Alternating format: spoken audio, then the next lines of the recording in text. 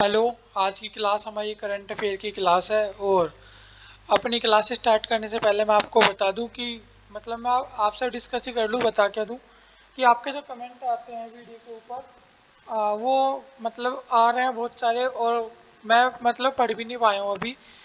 ऐसी बात नहीं है, कमेंट बहुत ज़्यादा है, पढ़ने लायक थे, लेकिन मेरा शेड्यूल अभी थोड़ा हेक्टिक चल रहा है, इसलिए मुझे समय नहीं मिल पाया। तो जैसे ही मुझे समय मिलेगा मैं आपका कमेंट्स पढ़ के आपके जितने भी हैं उसके हिसाब से उनकी रिप्लाई वगैरह दे दूंगा। लेकिन अभी शेड्यूल इतना ज़्यादा हेक्टिक है कि अभी नहीं पढ़ पाया मैं। इसके अलावा मैं एक बात कहना चाहता हूँ, मोहल्ला क्लिनिक की सभी जो पूरी जो प्रोसीजर है मैं उस पर नज़र बनाए हुए हूँ। अभी कोई भी नया अपडेट नहीं आ रहा, इसलिए मैं उसके ऊपर वीडियो भी नहीं लेके आ रहा। कोई फ़ायदा नहीं है, मतलब कोई सेंस नहीं बनेगा वीडियो का। जैसे ही कोई भी अगर अपडेट आएगी तो मैं आपको इन्फॉर्म कर दूंगा जल्द से जल्द। स्टार्ट करते हैं अपनी वीडियो।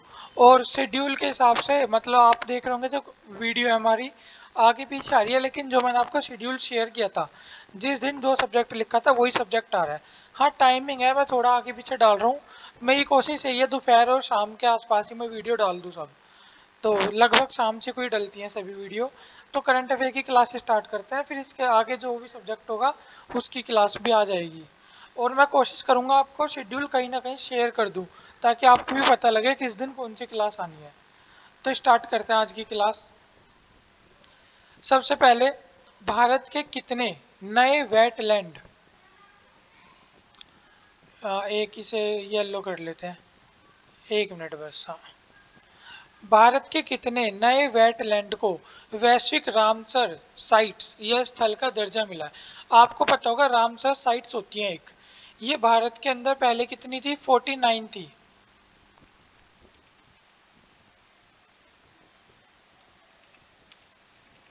बिफोर कितनी थी हमारी?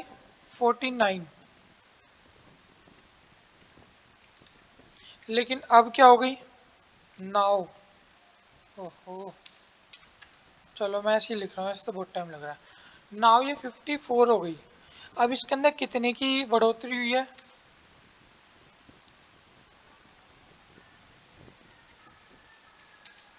एडअप कितने का हुआ है इनके अंदर? 5 का। पहले 49 थी, अब 54 हो गई। इसका मतलब क्या? 5 साइट्स बढ़ गई है। ये कौन सी बढ़ी है? रामसर साइट्स होती क्या है, तो इनके बारे में देखते हैं। जो रामसर साइट्स होती है वो साइट्स होती है मेनली तो पक्षी के कंजर्वेशन के लिए होती है। और इसके अंदर और भी चीज़ का कंजर्वेशन होता है, मेनली पक्षी अभ्यारण्य के लिए बनाई जाती है। वेटलैंड, देखो रामसर साइट्स है, रामसर एक जगह है ईरान की। ईरान के अंदर एक कन्वेंशन हुआ था 1972 में, मैं बताऊंगा। आज के इसमें रामसर साइट्स पूरी है। तो एक 1972 में कन्वेंशन हुआ था, उसमें साइन हुआ था कि सभी देशों ने मिलकर साइन किया था कि हम धरती को बचाएंगे, ये फलाना ढिकाना। इसी के उसमें हमने एक सबने एक कसम ली कि हम क्या अपने जो देश है उसके अंदर रामसर साइट्स को पहचानेंगे, उन्हें डिक्लेयर करेंगे, उन्हें कंजर्व करेंगे। वेटलैंड भी बोलते हैं ना जो रामसर साइट्स है ना, वेटलैंड भी बोलते हैं। वेट मतलब आर्द्र भूमि, जहाँ पे क्या हो, डाइवर्सिटी ज़्यादा हो। तो सीधा ये हमारा कौन देखता है भारत के अंदर? केंद्रीय पर्यावरण और जलवायु मंत्री, जिनका नाम क्या है? भूपेंद्र यादव जी। अभी भारत के अंदर 54 साइट्स है। 5 साइट्स ऐड हुई है। कौन कौन सी हुई है? तो 3 तमिलनाडु में हुई है, एक मिजोरम में हुई है, एक मध्य प्रदेश में। अभी जो लेटेस्ट हुई है, तमिलनाडु, तमिलनाडु, तमिलनाडु, मिजोरम और मध्य प्रदेश, ये 5 साइट्स ऐड हुई है। अब देखते हैं कैसे कैसे हुई है।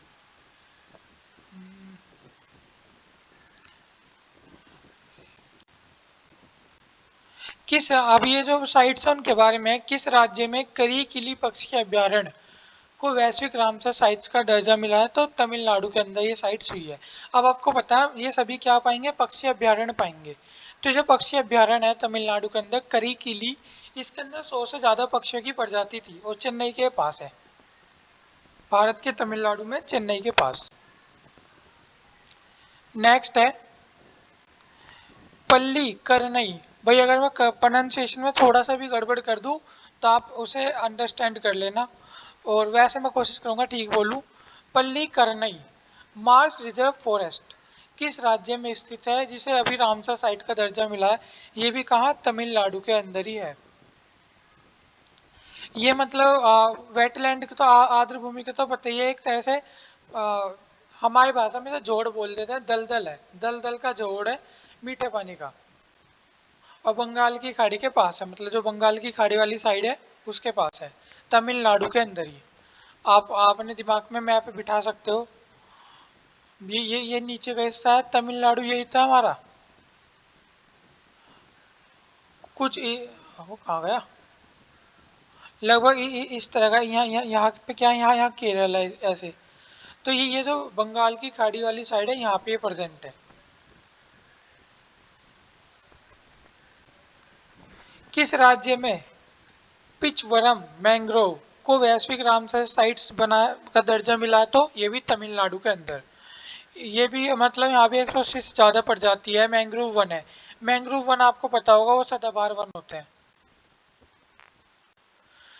एक है पाला वेटलैंड, ये कहाँ पे है? ये भी रामसर साइट्स बनी है अभी।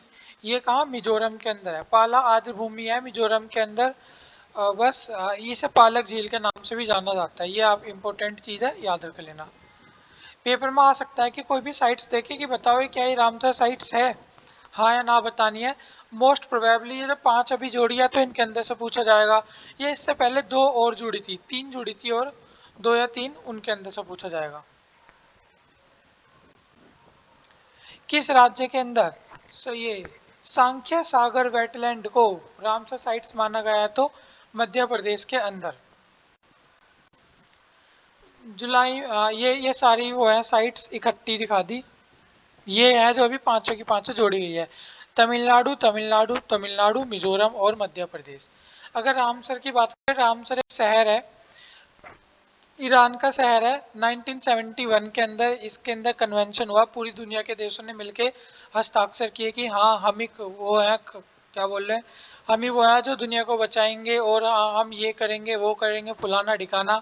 उसी के लिए, उसी के दौरान सबसे मेन जो उनका समझौता था, या तो सबसे मेन चीज उन्होंने उस दौरान करी 1971 में, वो यही थी।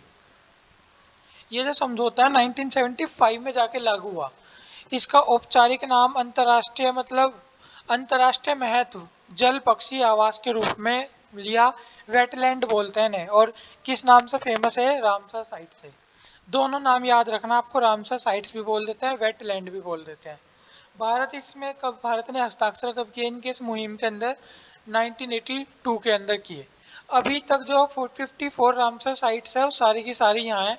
मैं एक अलग डेडिकेटेड वीडियो बना दूंगा, all Ramsar sites in India. ये 54 की 54 मैं आपको वहाँ प्रोवाइड करवा दूंगा। फिर भी अगर आपको देखना है तो आप देख सकते हैं। अस्थामुड़ी, ये विजिबिलिटी भी नहीं है इसके अंदर, अब कुछ चाहिए होगी। अस्थामुड़ी वेटलैंड केरल के अंदर है। व्यास कंजर्वेशन रिजर्व पंजाब के अंदर है। भीतरकनिका उत्तर प्रदेश में। आपने सबके नाम सुने होंगे, बस नाम सुनना है, याद कुछ नहीं करना। भोज वेटलैंड मध्य प्रदेश के अंदर है। चंदेरटल वेटलैंड हिमाचल प्रदेश में है। चिल्का झील उड़ीसा में है, सबको पता है, खारे पानी की सबसे बड़ी झील। दोपोर बिल असम के अंदर है। पूर्वी कोलकाता वेटलैंड पश्चिम बंगाल, मैंग्रोव वन भी बोलते हैं ना, सुंदरवन। और हरीके झील पंजाब के अंदर है, बहुत फेमस है। होकेरा वेटलैंड जम्मू कश्मीर के अंदर है। केवला देवी घाना एनपी, ये कहाँ है? हमारा राजस्थान के अंदर है। केशवपुर मिया सामुदायिक रिजर्व पंजाब के अंदर है। कोलेरू झील आंध्र प्रदेश के अंदर है। सीक्वेंस नहीं याद करना, आगे पीछे भी हो कोई प्रॉब्लम नहीं है। लास्ट के याद रख लेना कि अभी हाल ही में कौन सी जुड़ी है, ये पांचों नाम याद रखना बस। अब ये मत याद करने लगना एक पे दो पे, ऐसा कुछ नहीं है ऐसे ही सबसे पहले वो जुड़ी उसके बाद ये, लेकिन ये सीक्वेंस रखने का कोई मतलब नहीं है, आज तक नहीं पूछा कहीं भी। ये लोकटक है। लोकटक झील कहाँ है? हमारी मणिपुर के अंदर। नाल सरोवर कहाँ पे है? हमारा गुजरात के अंदर। नंदूर मंदम महेश्वर महाराष्ट्र के अंदर है। नांगल वन्य जीव पंजाब के अंदर है। नवाबगंज उत्तर प्रदेश के अंदर है। पक्षी अभ्यारण्य है मोस्टली। और क्या नाम हमारा? पार्वती आगरा पक्षी अभ्यारण्य, आगरा लिख दिया तो सीधी सी बात है उत्तर प्रदेश। पॉइंट, ये हमारा क्या है? पॉइंट कैलिमरे वन्य जीव, ये कहाँ है? तमिलनाडु के अंदर। ये पॉइंट कैलिमरे वो है जो भारत का मतलब वो नहीं बताते, कन्याकुमारी वाला लास्ट विंडो है वहाँ, क्या वहीं है ये। एक है हमारा पोंग डैम झील, हिमाचल प्रदेश। रेणुका, हिमाचल प्रदेश। सब भारत की सबसे छोटी वेटलैंड है ये रेणुका झील, झील है मतलब ये। रोपड़ झील पंजाब के अंदर है। रुद्र सागर त्रिपुरा के अंदर है। समन पक्षी अभ्यारण्य उत्तर प्रदेश के अंदर है। समसपुर पक्षी अभ्यारण्य उत्तर प्रदेश के अंदर है। सांबर झील राजस्थान। सांडी पक्षी अभ्यारण्य उत्तर प्रदेश। सरसई नवर उत्तर प्रदेश। और हमारा सस्तम कोट्टा झील केरल के अंदर है। एक मिनट, एक मिनट। सस्टम कोटा झील केरल हो गया। सुंदरबन वेटलैंड पश्चिम बंगाल। और हमारा सुरीसार मानस झील जम्मू कश्मीर। ये सुंदरबन मैंने एक और बताया आपको पश्चिम बंगाल में, उत्तरी उसमें मैंग्रोव वाला जो बता रहा था।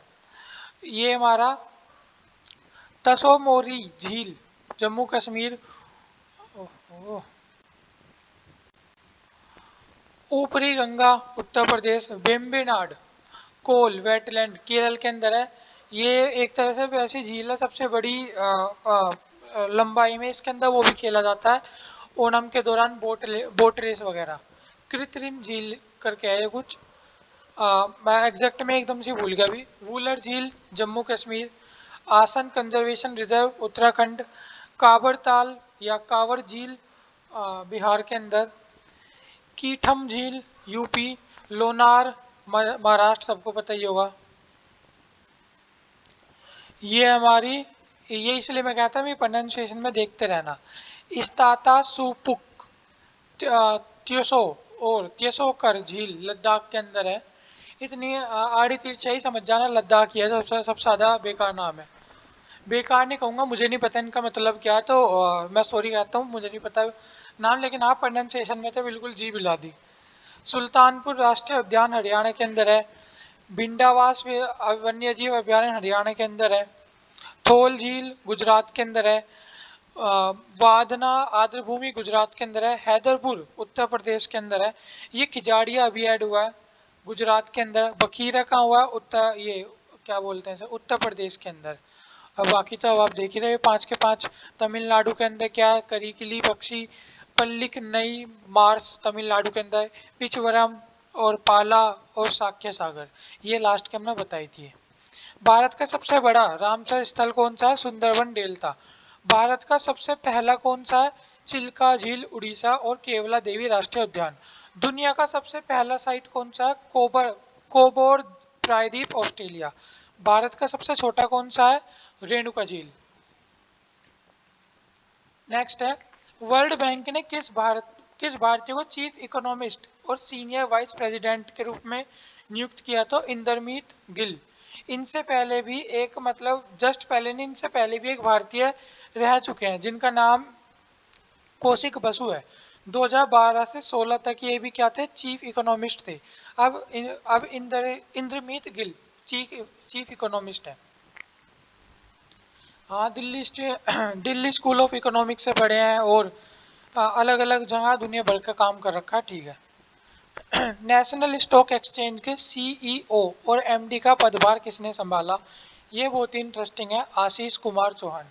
ये आशीष कुमार चौहान वो है जो एनएसई नेशनल स्टॉक एक्सचेंज जब बन रहा था उसके फाउंडिंग मेंबर के रूप में थे, लेकिन बाद में इन्होंने क्या कर दिया, वहां से इस्तीफा दे दिया या उसे छोड़ दिया, और ये कहाँ चले गए, बॉम्बे स्टॉक एक्सचेंज चले गए।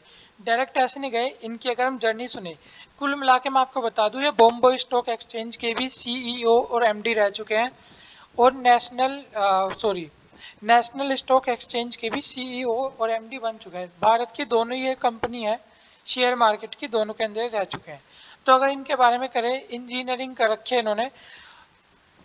सबसे पहले ये 1991 में आईडीबीआई बैंक के अधिकारी बने, फिर एनएसई के संस्थापक टीम का हिस्सा थे, लेकिन वर्ष 2000 में एनएसई को छोड़ दिया। इसके बाद इन्होंने रिलायंस ग्रुप ज्वाइन कर लिया, और 2009 में क्या, बॉम्बे स्टॉक एक्सचेंज के सीईओ और एमडी बने। और अब किसके बन गए सीईओ और MD, NSE national stock exchange. Bharat के पहले पैसेंजर ड्रोन का नाम बताएं जिसका प्रदर्शन जुलाई 2022 में पीएम मोदी के सामने हुआ। उस ड्रोन का नाम क्या है? वरुण। भारत का पहला पैसेंजर ड्रोन है। अगर हम बात करें किसके द्वारा डेवलप किया गया है तो नेवल इनोवेशन, मतलब यह प्रदर्शन किसके उसमें हुआ? यह प्रदर्शन naval innovation and Indianisation organisation seminar Swavlamban के दौरान हुआ। इसका जो निर्माण है, भारत की एक कंपनी है सागर डिफेंस, इस समय बहुत सारे इनोवेटिव आइडिया कर रही है। अभी इसने ड्रोन के माध्यम से कई किलोमीटर दूर एक मेडिकल पार्सल भी डिलीवर किया था भारतीय पोस्ट की तरफ से, और आज ही इन्होंने एक नया काम ये कर दिया। तो ये जो ड्रोन है ये अकेले इन्होंने नहीं, इनके इसके साथ इंडियन की एयरफोर्स या नेवी ने एक मिनट मैं कंफ्यूज हूँ, मैं एक बार कंफर्म कर लूँ। नौसेना, इंडियन एयरफोर्स ने भी इनके साथ क्या है वो इसकी जो कुछ पार्ट है उसके अंदर मतलब हिस्सेदारी निभाई है। इसकी लैंडिंग पार्ट के अंदर इंडियन नेवी का, इंडियन एयरफोर्स का भी योगदान है। ये भारत का पहला पैसेंजर ड्रोन है, बिना पायलट को उड़ाया जाता है। ड्रोन की खासियत ही है इसके अंदर पायलट नहीं होता।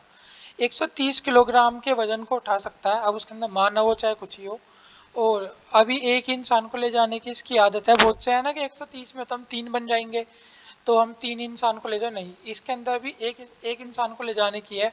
इसका यूज़ आपको पता है, ये मिलिट्री, अगर भारतीय वायुसेना ने नौसेना, सॉरी सॉरी सॉरी, मैं बार बार गड़बड़ बोल रहा हूँ, नौसेना है, मैंने गलती से वायुसेना बोल दिया, प्लीज़ आप उसे ठीक कर लेना। भारतीय नौसेना ने इसमें क्या है अपना टाइम दिया है और इसके डेवलपमेंट में साथ में काम किया है। तो आपको सीधी सी बात है युद्ध के रूप में भी ये काम आएगा। जो ऐसे जो एरिया है, जो ग्रस्त एरिया है जहाँ इस समय मतलब युद्ध का जो स्थान है वहाँ पे सैनिकों को लिफ्ट करने का या वहाँ उन्हें लेके जाना या उन्हें लेके आने में महत्वपूर्ण भूमिका निभा सकता है। 25 किलोमीटर तक की अभी उड़ान इसने भरी है या इसकी कैपेसिटी है, और लगभग आधे घंटे उड़ सकता है। और भारतीय नौसेना को 30 वरुण सौंपे जा चुके हैं, और ड्रोन युद्धपोत पर उतारा, मतलब ये सब मैंने आपको बता दिया, कर सकते हैं। कई और वरुण ड्रोन का निर्माण NTDAC naval technology development acceleration cell के संयोग से भी किया जा रहा है। नेक्स्ट, रक्षा मंत्री राजनाथ सिंह ने तीनों सेनाओं को मिलाकर कौन सी कमांड स्थापित करी है? आपको पता होगा एक ज्वाइंट थिएटर कमांड होती है।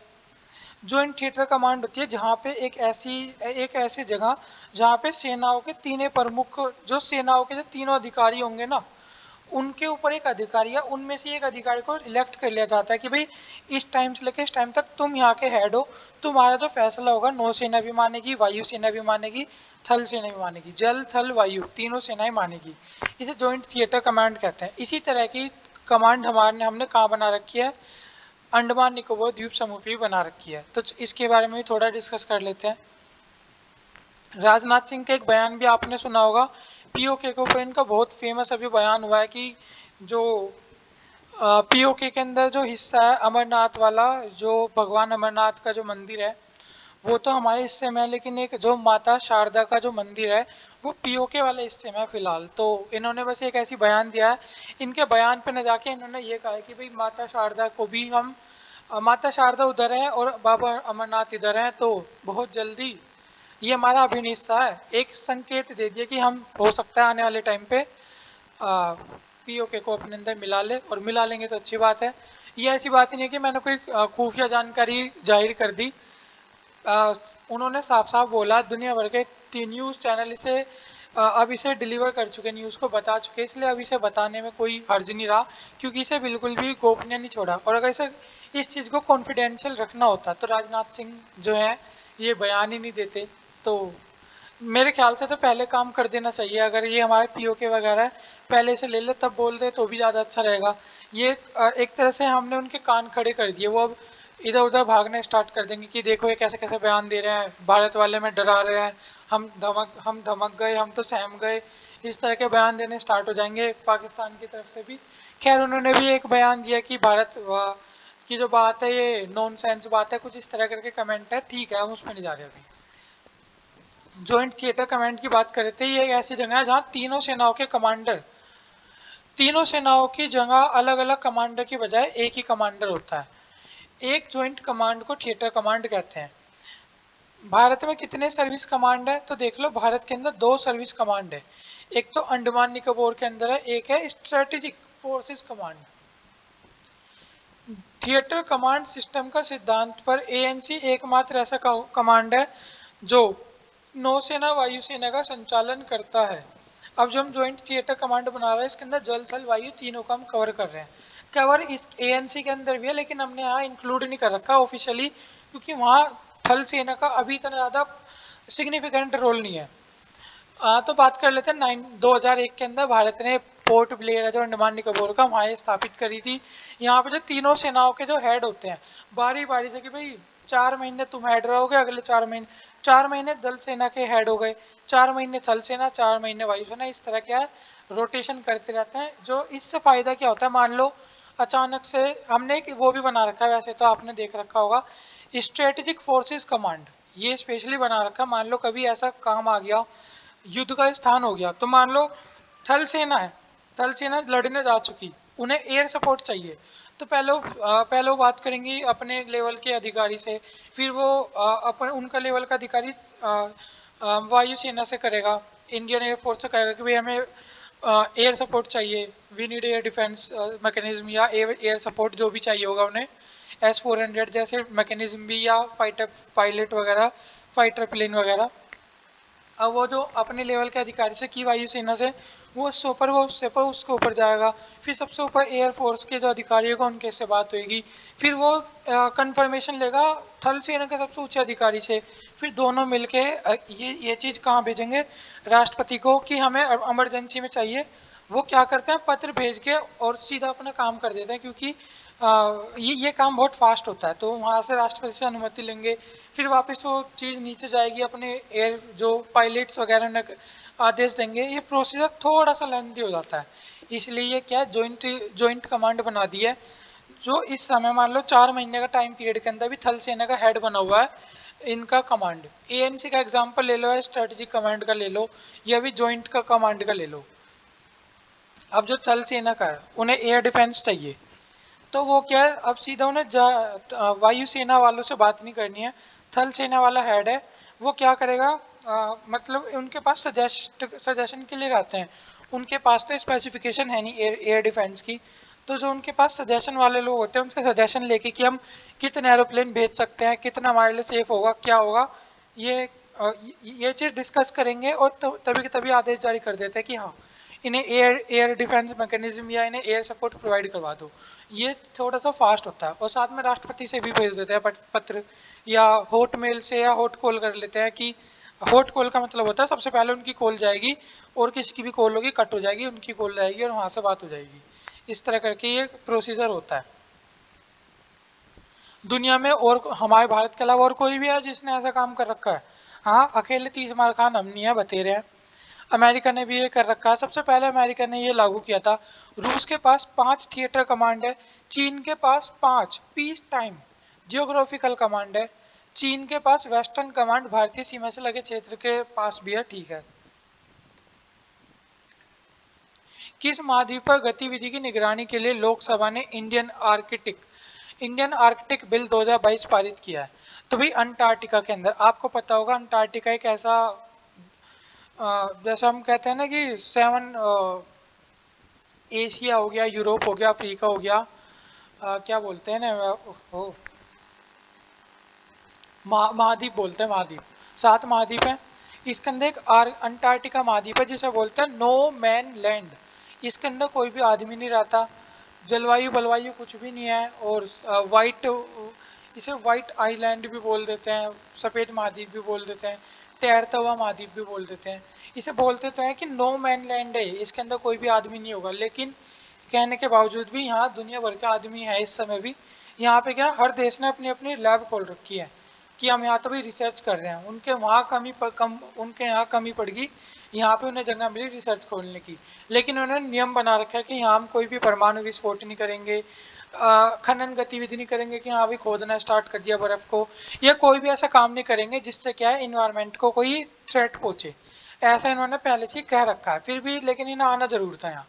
तो यहाँ सब देशों ने अपने अपने भाई वो खोल रखे हैं, एक तरह से दुकान सी खोल रखी है, और भारत की भी ऐसी बात नहीं, भारत ने भी 3 दुकान खोल रखी है, 3 में से एक का शटर बंद है, 2 ही चालू है।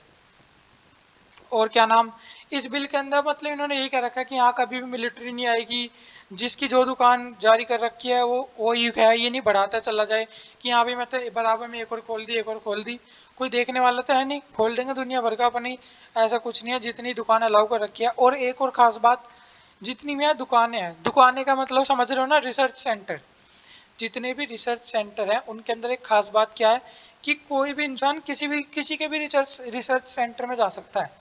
सपोज बताऊं, जैसे मुझे नहीं पता यूक्रेन का सेंटर यहाँ होगा नहीं होगा, रशिया यूक्रेन की लड़ाई चल रही है, तो ऐसा भी हो सकता है कि रशिया वाले आके यूक्रेन के अंदर झाँक लें, यहाँ भी क्या कर रहे हो तुम, ये यूक्रेन वाले रशिया के अंदर चले जाए, भले उनकी लड़ाई हो रही है वहाँ, यहाँ कुछ नहीं, यहाँ सब चालू है। तो इस तरह का भी यहाँ कुछ है। और यहाँ कोई पिकनिक मनाने नहीं जा सकता, एक घूमने वाली जगह नहीं है। तो यहाँ पे क्या है, भारत ने अब तक अंटार्कटिका के अंदर 40 वार्षिक वैज्ञानिक अभियान शुरू किए हैं। भारत के अंदर यहाँ से 2 दुकानें हैं या रिसर्च स्टेशन है, एक का नाम मैत्री है, एक का नाम भारती है, और एक का नाम कुछ माँ गंगा के हिसाब से है, माँ गंगा के भागीरथी या कुछ, एक तीसरे का नाम और है। और ये 3 भारत की यहाँ दुकानें हैं। इसकी ट्रीटी हुई थी 19 से, मतलब जो भारत है 1983 में इसका सदस्य बना। वर्तमान में 24 देशों ने इस ट्रीटी पे साइन किए हुए हैं। 1961 में ट्रीटी लागू हुई थी, लेकिन जो इसकी नियम शर्तें है ना, भारत ने कहा था हाँ हम इसे अपनी संसद में पारित कर देंगे, आज तक नहीं करी। अब बात चल रही है कि उसे पारित कर दो भाई, हमने वहाँ जो अपना दुकान खोल रखी है उसके लिए कुछ नियम शर्तें थी, आज लोग लागू नहीं करी, इसे लागू कर दो। तो भारत अब शायद लागू करने वाला है, या बात चल रही है उसके अंदर, संसद के अंदर पास हो जाएगा थोड़े दिन में। तो बस ये आज का आखिरी टॉपिक था। और ये कुछ देश है जिसने इस ट्रीटी पर हस्ताक्षर किए थे, ये देख सकते हैं हम, Argentina, Australia, Belgium, Chile, France, Japan, New Zealand, Norway, दक्षिण अफ्रीका, सोवियत संघ, यूके, यूएस। इनका मुख्यालय अर्जेंटीना के अंदर है, क्योंकि सबसे पास वही पड़ता है वहाँ पे। और बस आज की वीडियो में इतना ही, कोई भी सजेशन आप बता सकते हो।